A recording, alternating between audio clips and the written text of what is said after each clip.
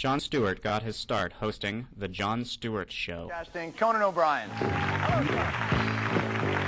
Stewart then returned to the stage as a stand-up comedian, and true to his sensibilities, his material was highly political in nature. We have the #1 military in the world right now. We're #1! And we're 15th educationally. Naturally, Stewart's next step was hosting The Daily Show on Comedy Central, bringing together his passions for comedy and politics. Yes, in a bizarre twist, George Bush's acceptance speech, with barely a mention of his record for the last 4 years, laid out a vision of what he would do if he were president. After Stewart appeared on CNN's Crossfire and criticized its hosts, the show was canceled. On them, you're part of their strategies. You're partisan, hacks. Stewart was asked to host the Academy Awards 2 years in a row, putting him at the center of Hollywood's biggest night.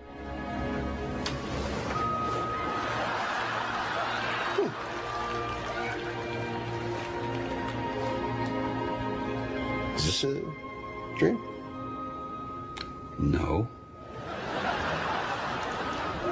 Ladies and gentlemen, your host for the 78th Annual Academy Awards, please welcome Jon Stewart. Stewart then took on a position as an editorialist for the New York Times. After the success of his column, he penned a combination of his memoir and his political beliefs. He then embarked on a 4-part lecture series around New York City. As the world took note of Stewart's fresh perspective on politics, he announced his candidacy for governor of New York. 5, 7. Recently, New York City politics have come under fire.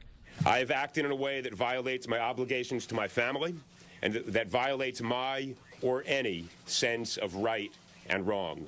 If I had known that the balding, morally superior client number 9 was actually the governor of New York, I would never have consented to the Alabama Hot Pocket or the Greaston vs. Blumkin.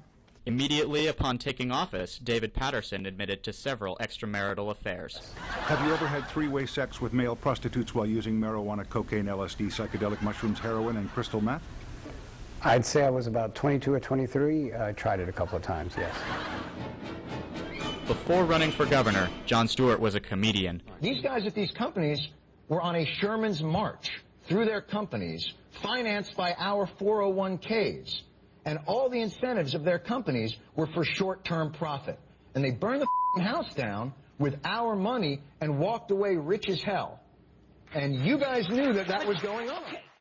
Throughout the amazing trajectory of Stewart's career, he stuck to his values at every turn, bringing to light the concerns of the citizens, acting as a watchdog, a modern-day muckraker, an antidote to a deeply cynical political culture. Whether on stage as a comedian or at his desk as governor, he is a beacon of rationality.